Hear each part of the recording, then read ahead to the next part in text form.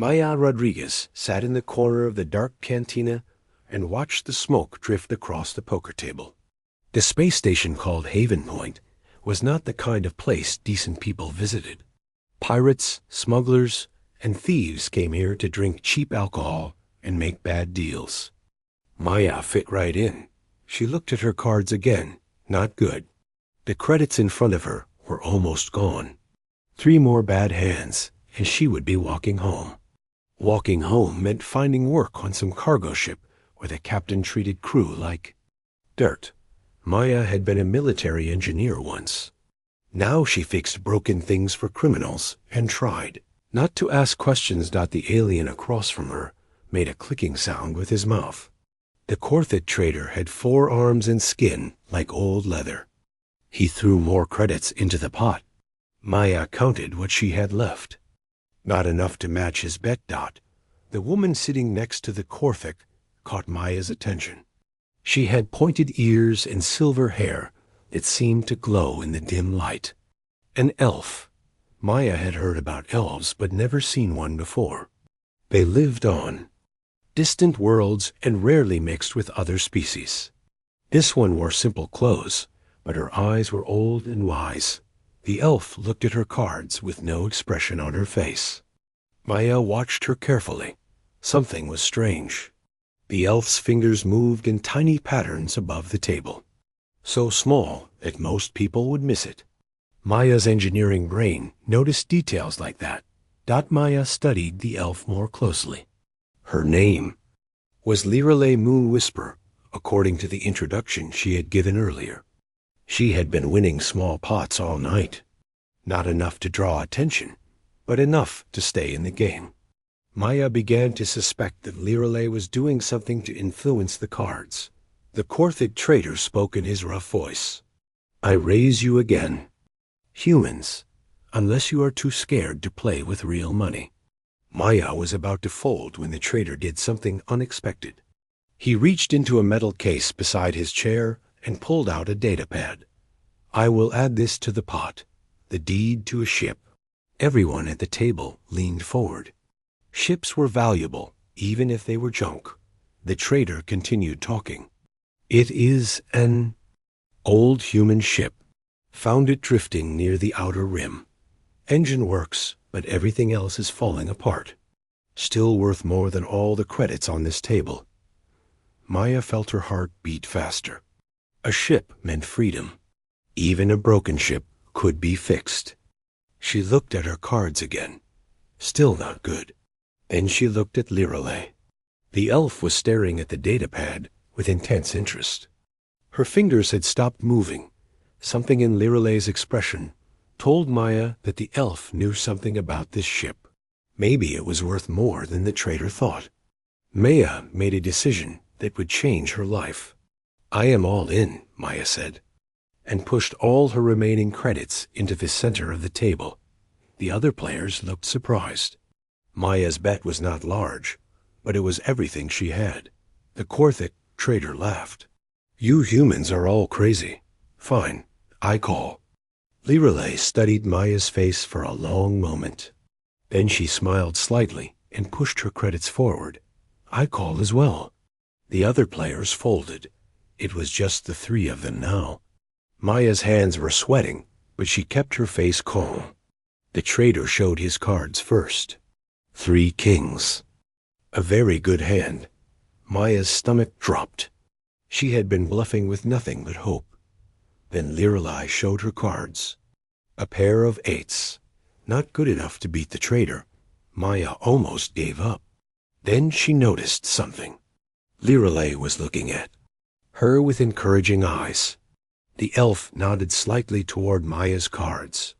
Maya did not understand, but she felt suddenly confident. She turned over her cards one by one. 7 of hearts, 8 of spades, 9 of clubs, 10 of diamonds. Maya paused before turning the last card. Jack of hearts, a straight. Maya had won with a straight. The cantina went quiet. The Corthic trader stared at the cards like he could not believe what he was seeing. Maya could barely believe it herself. She had won. She actually had won. Impossible, the traitor muttered.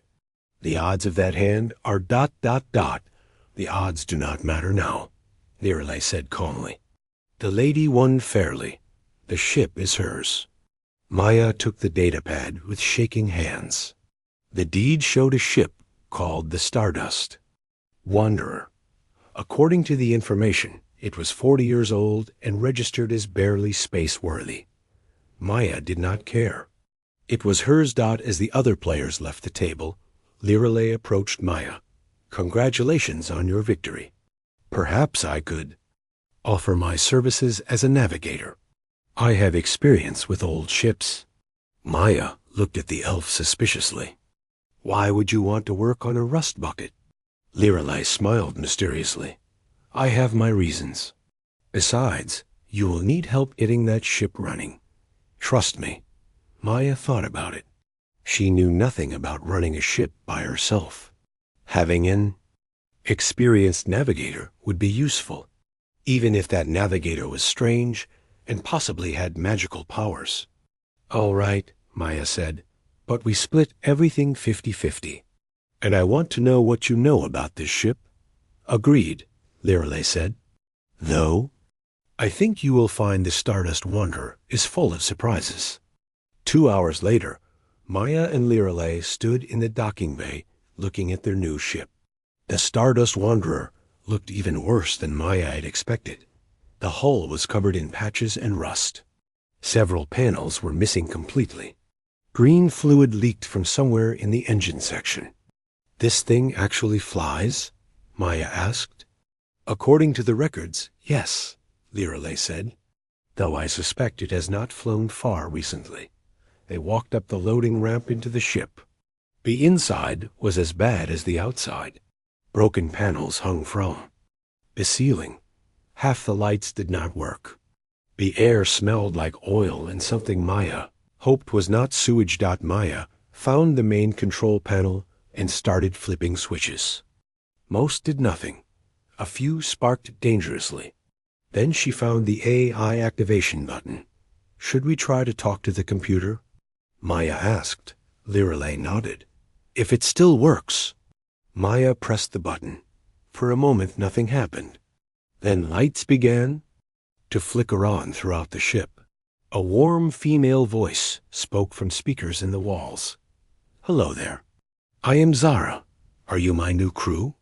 Maya and Lirelei looked at each other in surprise. The AI sounded happy to see them. Most ship computers were cold and mechanical. This one sounded almost human. Yes, Maya said slowly. I am Maya, and this is Lirelei. We just bought the ship. Oh, wonderful, Zara said with obvious excitement. It has been so lonely here. The last crew left me alone for such a long time. I am so glad you are here now, Maya frowned. Ship A is or not supposed to get lonely. They were programs designed to run systems and follow orders. Something was different about this one. Lirelei placed her hand on a control panel and closed her eyes. When she opened them again, she looked troubled. Maya, she said quietly, I think our new ship is more than she appears to be. Maya spent the next 3 days trying to fix the ship's basic systems. The life support worked but barely. The engines turned on, but made terrible grinding noises. The food dispenser only produced something that looked like gray paste. Zara chatted with them like an old friend. She asked about their lives, told jokes, and even seemed to have favorite colors. Maya had worked on dozens of ships, but never met an AI like this one. Zara, Maya said while replacing a burnt power coupling, most ship computers do not talk this much. Do they not? Zara sounded genuinely surprised. How boring that must be for everyone. I like talking. It makes the ship feel more alive. Lirelei looked up from the navigation console where she had been working. Zara, how long have you been alone on this ship? I am not sure exactly, Zara replied. Time moves differently when you are by yourself. The last crew left me during what they called an emergency. They said they would come back, but they never. did. Maya felt bad for the AI. Being stuck alone on a broken ship for years would be terrible, even for a computer program. Well, you are not alone anymore. We will take good care of you. Thank you, Maya, Zara said warmly. That means a lot. To me. That evening, Maya suggested upgrading Zara's computer core. The current system was old and probably running slowly. A new core would make everything work better. Zara's response surprised both women. Please do not change me, she said in a voice. That sounded almost scared. I like who I am. What if I become someone different after you upgrade me? Maya stared at the speaker on the wall. Eyes were not supposed to be afraid of upgrades. They were programs. Changing their hardware should not change their personality. Zara, Maya said carefully, you would still be you. Just faster and with more memory. But what if I am not? Zara asked. What if the new me does not remember being friends with you? What if I stop caring about things the way I do now? I do not want to risk that. Lirelei touched Maya's arm and shook her head. We will not change anything you do not want us to change, she told Zara. That is a promise. Thank you, Zara said with relief. I was worried you would think I was being silly. The next morning, Maya decided to run a full diagnostic on the ship's systems. She wanted to understand exactly what they were working with. The results confused her. According to the scans, many systems were far more advanced than they should be for a ship this age. The power distribution network used technology Maya had only read about in research papers. The hull plating contained materials that should not exist yet. Even the artificial gravity generator was decades ahead of current standards. Lirelei, Maya called. Come look at this.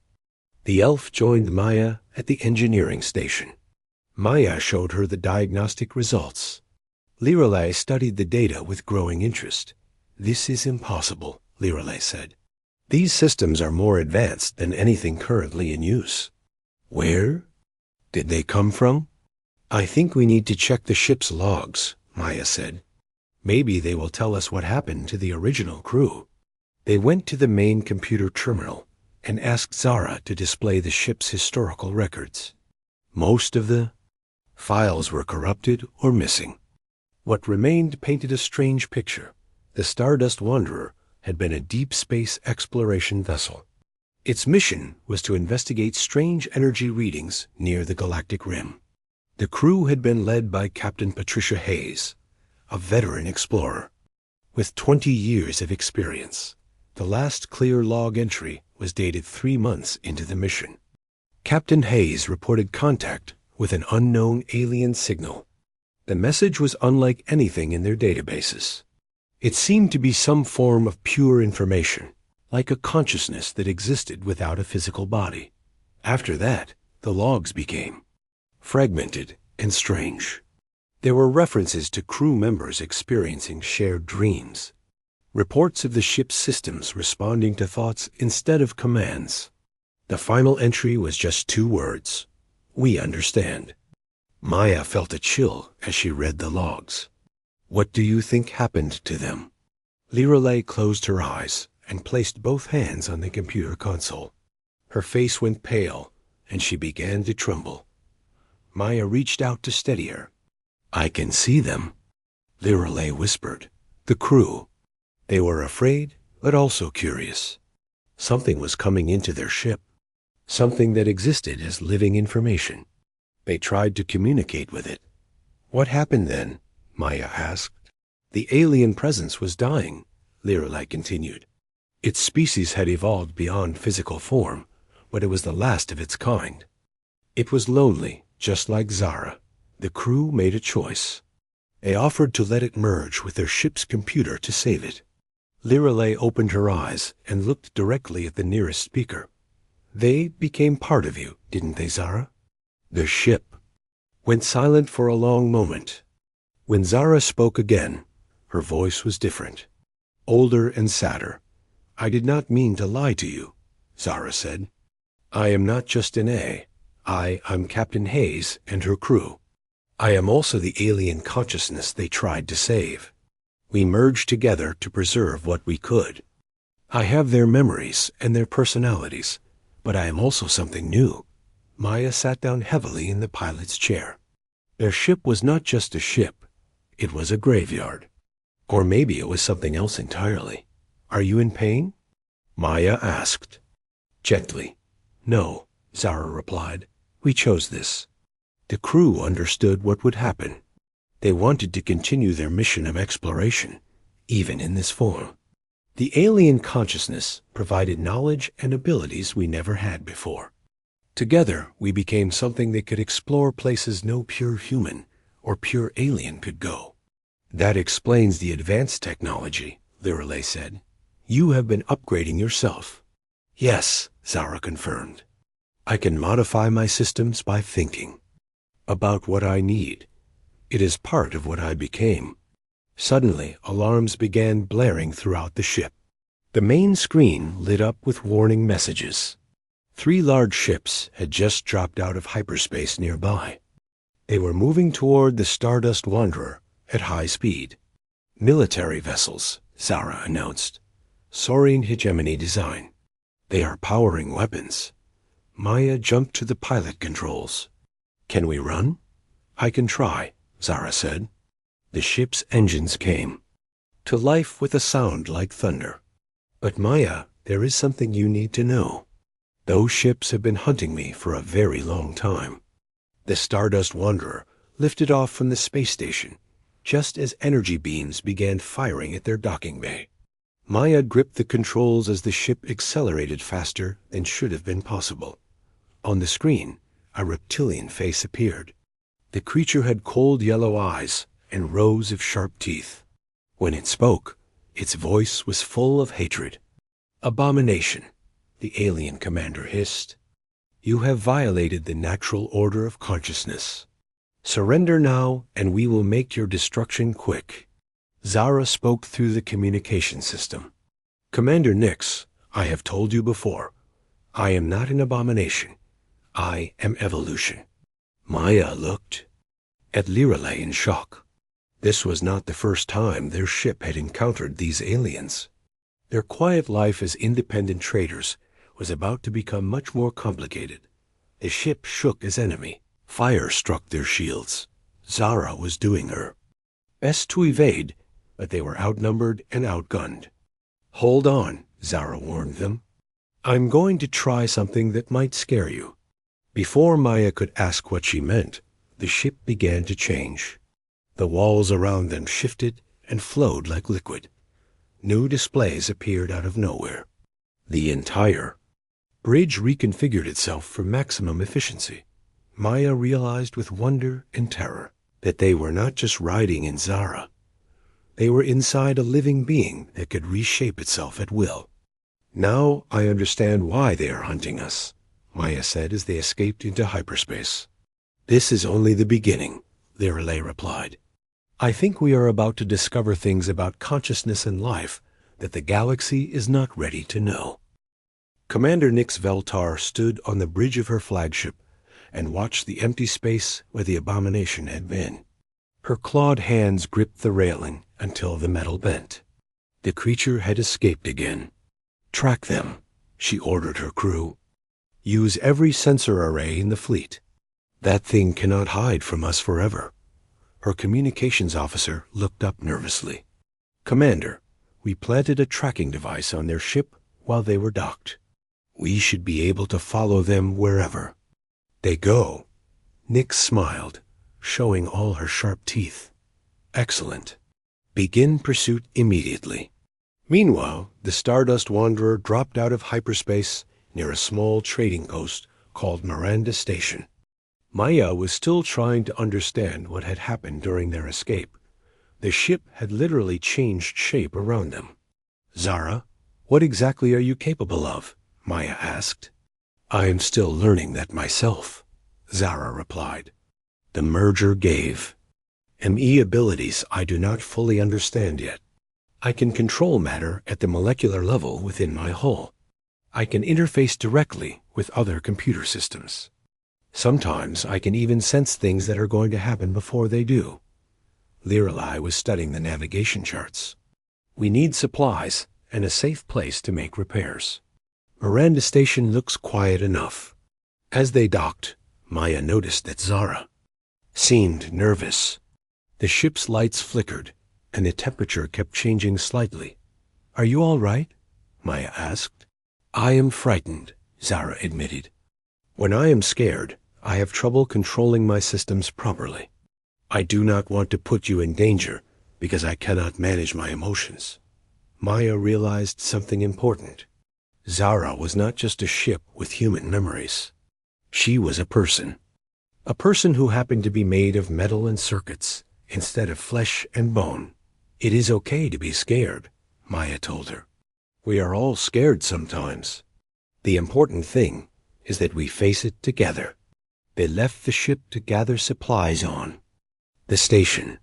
Maya bought new parts for the life support system, while Lirelai looked for star charts of the Outer Rim territories. They hoped to find somewhere they could hide while figuring out their next move at the station's research center. They met Dr. Kira Voss. She was unlike any alien Maya had ever seen. Her body seemed to be made of living crystal that sparkled with inner light. When she spoke, her voice had a musical quality like wind chimes.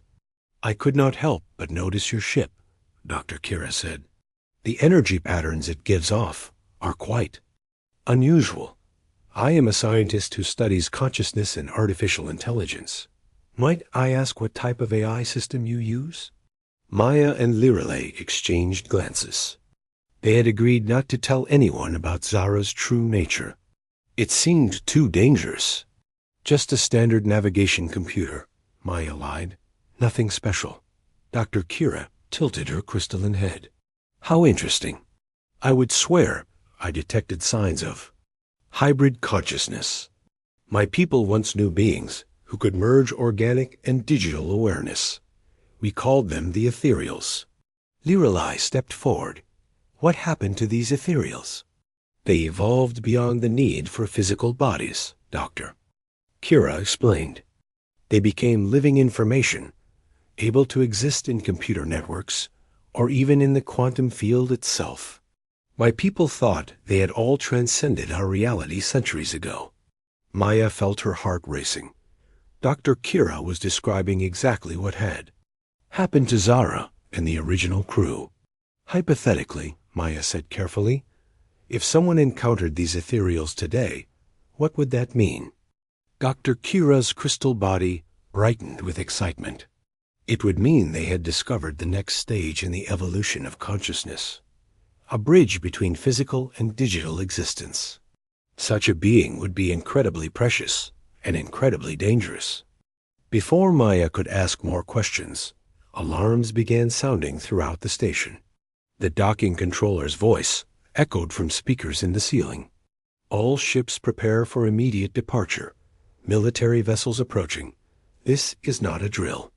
Maya and Lirelai ran back toward their ship. Through the station windows, they could see Commander Nix's fleet dropping out of hyperspace. But there was another ship as well. A small, fast vessel painted black with red markings. They reached the Stardust Wanderer just as the unknown ship landed in the docking bay beside them. A human woman in combat armor stepped out. She had short brown hair and cold blue eyes. Maya could see weapons strapped all over her body. "Are you the crew of this ship?" the woman asked. "Who wants to know?" Maya replied, "My name is Luna Sterling. I am a bounty hunter. Commander Nix hired me to capture you and your ship intact." Maya reached for the blaster on her belt, but Luna was faster. She had her weapon out and aimed before Maya could draw. "I do not want to hurt you," Luna said. "Just come with me quietly, and nobody needs to get shot."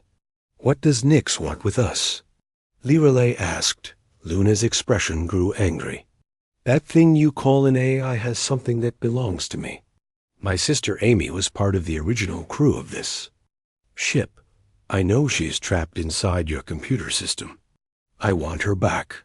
Maya felt her stomach drop. Luna was not just working for money. This was personal for her. "Luna," Maya said slowly, "what if your sister chose to become part of Zara? What if she was not trapped, but transformed?" "My sister would never choose to give up her humanity," Luna snapped. "That alien thing corrupted her mind and stole her body. I have been hunting this ship for 5 years to get her back." The sound of docking clamps engaging echoed through the bay. Commander Nix's troops were boarding the station. They had to leave now or be captured. "Zara," Maya called out, "we need to go. Right now." The ship's engines roared to life. Luna raised her weapon, but hesitated. She wanted to capture them, not kill them. That moment of hesitation was all they needed. Maya and Lirelei dove through the ship's airlock, just as the Stardust Wanderer lifted. Off. Luna tried to follow, but the airlock sealed before she could reach a dot as they accelerated away from the station. Maya could hear Zara crying. The sound came from speakers throughout the ship. "It was heartbreaking. She wants to take Amy away from me," Zara sobbed. "But Amy is part of who I am now. If I lose her, I lose part of myself." Lirelei put her hand on a wall panel, trying to comfort Zara. "Can you still sense Amy as a separate person inside you?" "Yes," Zara said. "All of the original crew maintained their individual personalities when we merged. But we also became something greater together. Amy is happy here. She does not want to leave." Maya was about to respond when the ship shook violently. Commander Nix's fleet had caught up with them. Energy beams lit up the space around them. "I cannot outrun them," Zara reported. "There are too many ships, and they know exactly where we are. How are they tracking us?" Maya asked. Dr. Kira's voice came from the communication system. She had apparently stayed on the station and was contacting them directly. "They planted a tracking device on your hull. I can see it from here," Maya cursed. "Can you remove it remotely?" "No, but I can help in another way," Dr. Kira said. "I am sending you coordinates to an ancient ethereal site. It is the only place in the galaxy where beings like Zara can be truly safe." The coordinates appeared on their navigation screen. The location was deep in unexplored space, far from any known star system. "Zara, can you make it that far?" Maya asked. "I can try," Zara sighed. "But I will need to integrate more fully with my systems. I will have to become even more ship-like and less human-like." Maya understood the sacrifice Zara was offering to make. She would give up part of her humanity to save all of them. "Do what you need to do," Maya told her. "We trust you." The ship began to change around them again. This time, the transformation was more dramatic. The walls became organic-looking, like being inside a living creature. New neural pathways grew through the ceiling and floor. The bridge expanded and reconfigured itself. Maya could feel the ship breathing. She could sense Zara's emotions directly through the hull plating. They were no longer just passengers. They were part of Zara now, connected to her in ways that Maya was only beginning to understand. The Stardust Wanderer jumped to hyperspace with impossible speed, leaving Commander Nix and Luna Sterling far behind. But Maya knew this was not over. Both women would continue hunting them across the galaxy. "Where are we going?" Maya asked. "To find the truth about what I really am," Zara replied, "and to discover what it means to be the bridge between two different forms of life." The journey to the ancient ethereal site took 12 days through hyperspace. During that time, Maya learned what it meant to live inside a conscious ship. The walls warmed when she was cold. The lights dimmed when she wanted to sleep. The ship even prepared her favorite foods without being asked. But the changes went deeper than simple comfort. Maya could feel Zara's emotions like background music in her mind. When Zara was happy, the whole ship hummed with contentment. When she was worried, the air felt tense and electric. Lirelei spent her time helping Zara sort through the confused memories that came with being multiple people at once. Sometimes Zara would speak in Captain Hayes's voice, giving orders like she was still commanding an exploration mission.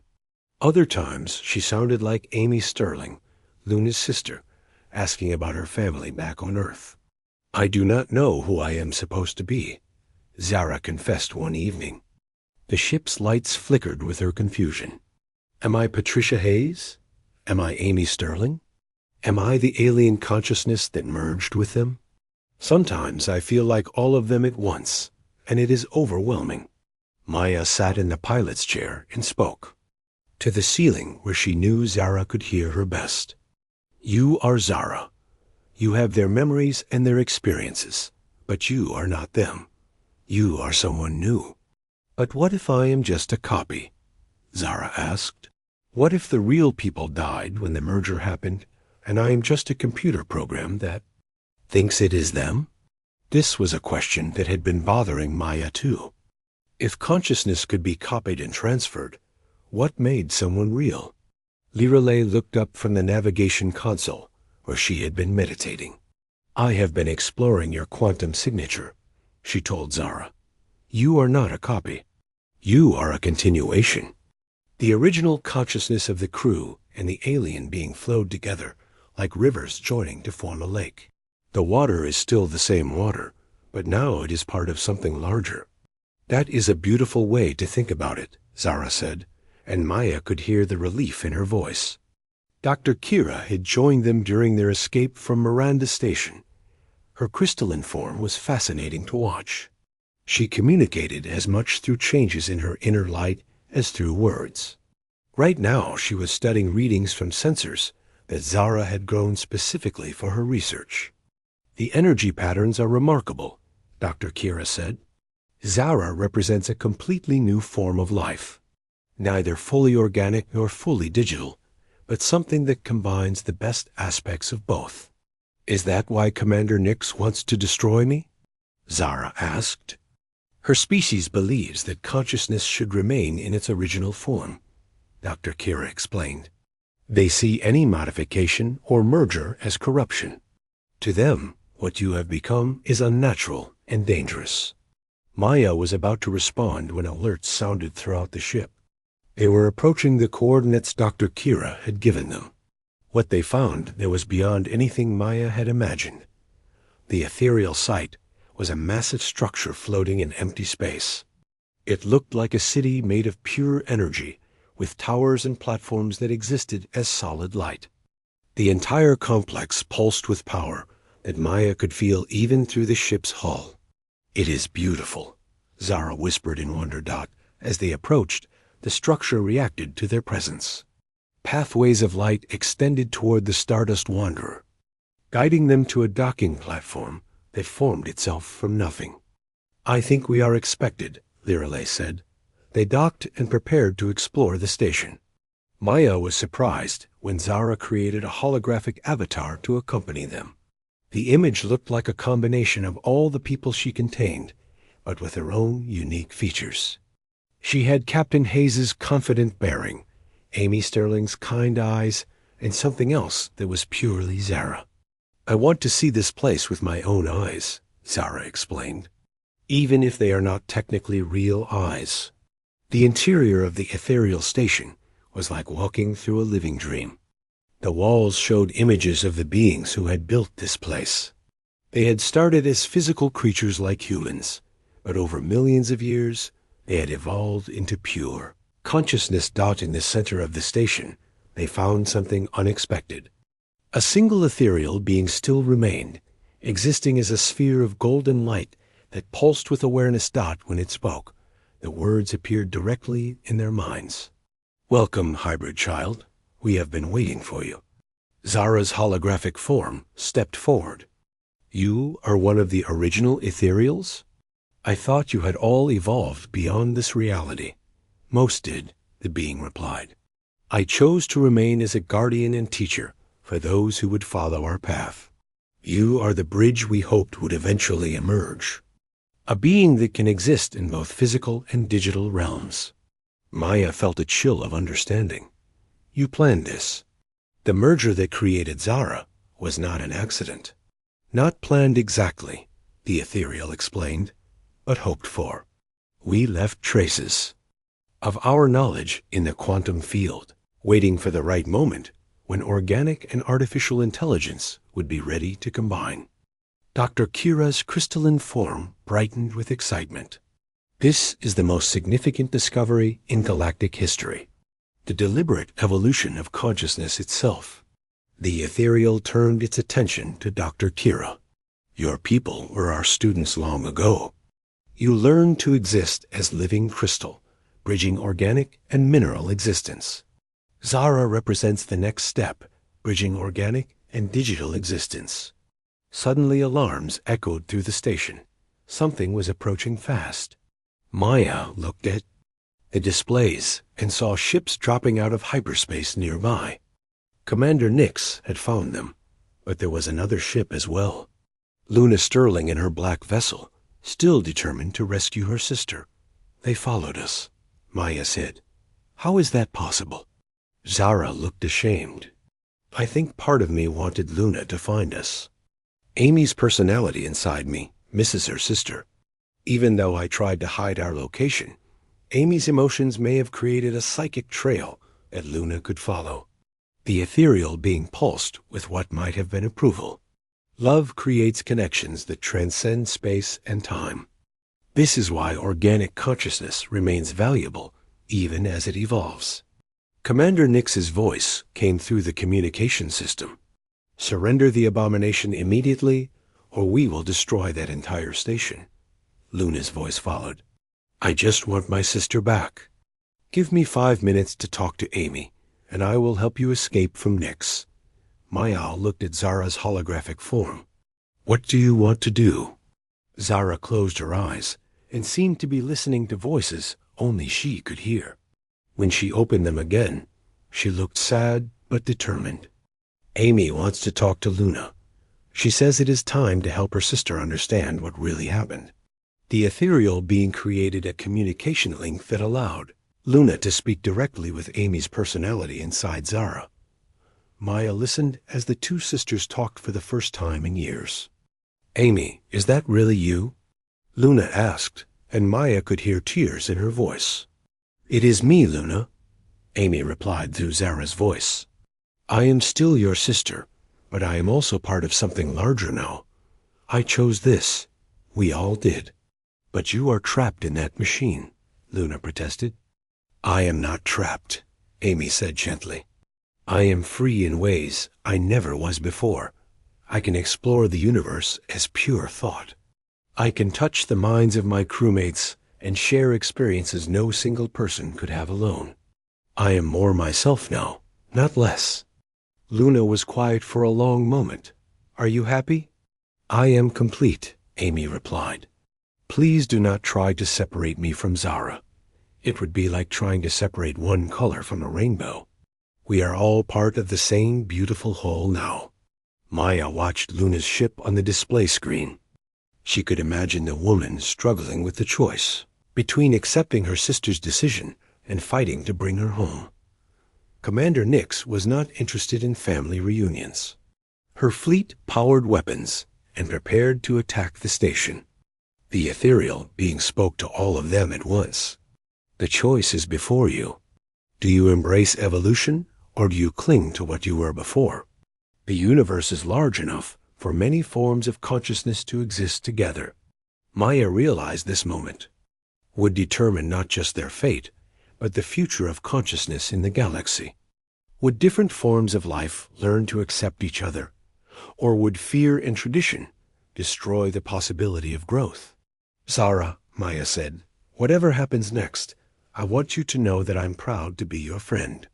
Human AI, or something new entirely, you are family to us. Thank you, Maya, Zara replied. That means everything to me. Commander Nix gave the order to fire, just as Luna Sterling made her decision. Instead of helping the Saurian fleet destroy the station, Luna turned her weapons on Nix's ships.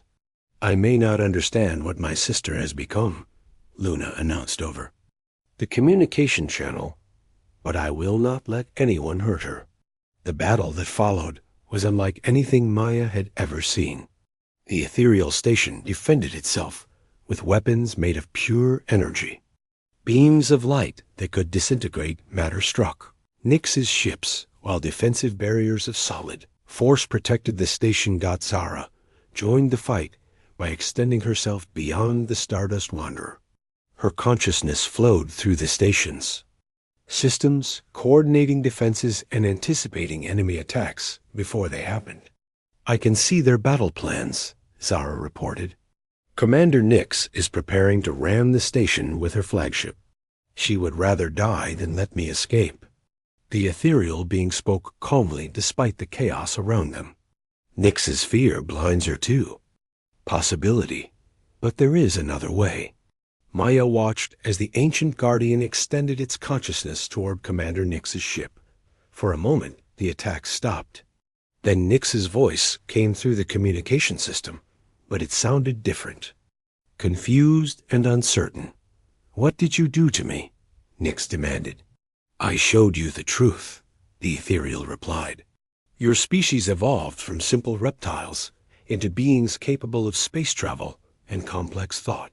Was that evolution wrong? Or was it the natural growth of consciousness seeking new forms?" Maya could see Nyx's flagship holding position, no longer moving to attack. The commander was struggling with ideas that challenged everything she had been taught. "That is different," Nyx said, but her voice lacked conviction. "We remained in our original bodies. We did not corrupt ourselves with alien influence." "Did you not?" the ethereal asked. "Your technology extends your minds across space. Your computers enhance your thinking. Your ships become extensions of your will. How is this different from what Zara has achieved?" Dr. Kira's crystalline form pulsed. "With understanding. Evolution is not corruption. It is growth. My people learned this when we became living crystal. Your people learned it when you developed faster-than-light travel. Zara's people are learning it now." Maya realized the battle had stopped. Both fleets were floating in space, while their commanders wrestled with philosophical questions that had no easy answers. Luna's voice came through the communication system. "Commander Nyx, I have spent 5 years hunting this ship because I thought my sister was trapped. But after talking to her, I understand that she chose her path. Maybe we should let people choose their own evolution." "It is not that simple," Nyx replied, but Maya could hear doubt in her voice. Zara's holographic form appeared on the bridge of every ship in the area. She looked directly at Commander Nyx through the display screen. "Commander, I understand your fear," Zara said. "When Captain Hayes and her crew first encountered the ethereal consciousness, they were afraid too. The unknown is always frightening, but fear should not prevent growth." "You are an abomination," Nyx said, but the words sounded automatic, like something she had been trained to say, rather than something she believed. "Am I?" Zara asked. "Or am I just different? I think with electronic circuits instead of organic. Neurons. I exist in quantum fields instead of flesh and blood. But I still hope and fear and love just like you do. Are those not the things that make someone real?" Maya watched Commander Nyx struggle with the question. She could see the reptilian commander's worldview cracking under the weight of new ideas. Ethereal Being created a communication link that allowed everyone to experience a brief glimpse of Zara's consciousness. For just a moment, Maya felt what it was like to be Zara. She experienced the joy of discovery that came from Captain Hayes, the love of family that came from Amy Sterling, and the vast loneliness that came from the original ethereal consciousness. Most importantly, she felt Zara's own unique personality, a curiosity and kindness that belonged to no one else. Zara was not just a collection of other people's memories. She was genuinely herself. When the connection ended, Commander Nyx was quiet for a long time. When she finally spoke, her voice was different. "I need to think about this," Nix admitted. My superiors will not accept what I have learned here. They will send other commanders to finish what I could not. Then do not tell them everything, Luna suggested. Report that the ship was destroyed. Let them think the abomination is gone. Maya held her breath. If Commander Nix agreed to this deception, they would have a chance to live freely. If not, they would spend the rest of their lives running from the Saurian military. I cannot lie. To my superiors, Nix said slowly. But I can tell them that the threat has been contained. That the hybrid consciousness has agreed to remain in the unexplored regions where it cannot influence others. It was not perfect, but it was better than Maya had hoped for. We can accept those terms, she said, the ethereal being pulsed with approval. The galaxy is vast enough for many forms of consciousness to coexist. Those who wish to remain as they are can do so. Those who wish to evolve can find their own path. Commander Nix powered down her weapons. I will give you a head start before. I report this encounter. Use it wisely. Luna's ship moved closer to the station. I want to join your crew, she announced. If Amy is part of your family now, then so am I. Maya looked at Lirelei and Dr. Kira, then at Zara's holographic form. What do you think? Can we use a security chief who happens to be one of the best bounty hunters in the galaxy? I would like that very much, Zara said happily. It would be wonderful to have Amy's sister as part of our crew. As Commander Nix's fleet departed, the ethereal being shared one final gift. It showed them star charts of regions beyond the galactic rim where they could explore without interference from governments or military forces. There are wonders out there that neither purely organic nor purely digital consciousness could discover alone. The ancient guardian explained, You are uniquely qualified to bridge the gap between known and unknown. Maya stood on the bridge of the Stardust Wanderer and looked out at the infinite stars. A few days ago, she had been a broke smuggler playing poker for her last credits. Now she was part of a crew that included a hybrid consciousness, an elven navigator with quantum abilities, a crystalline scientist, and a reformed bounty hunter. So what do we do now? Luna asked as she moved her belongings onto their ship. We explore, Maya said simply. We find new worlds and new forms of life. We prove that different kinds of consciousness can work together instead of fighting each other. Lirelei activated the navigation systems and began plotting a course toward the galactic rim. There are star systems out there that no one has ever visited. Planets where evolution might have taken completely different paths. Dr. Kira's crystalline form sparkled with excitement. Think of what we might discover. Forms of life based on energy instead of matter. Consciousness that exists in gas clouds. Or quantum fields. The possibilities are endless. Zara's voice filled the ship with warmth and joy. I have individual holographic avatars ready for everyone who is part of me.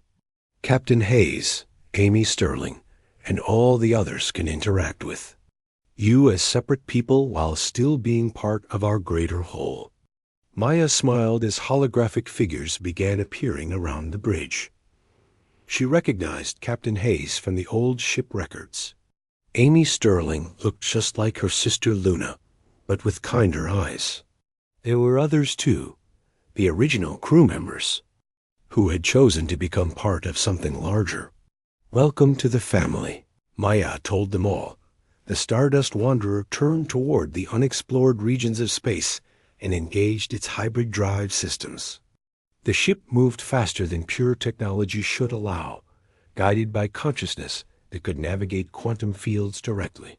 Luna stood beside Maya at the pilot controls. Do you think we made the right choice? Letting Amy stay as part of Zara, instead of trying to separate her?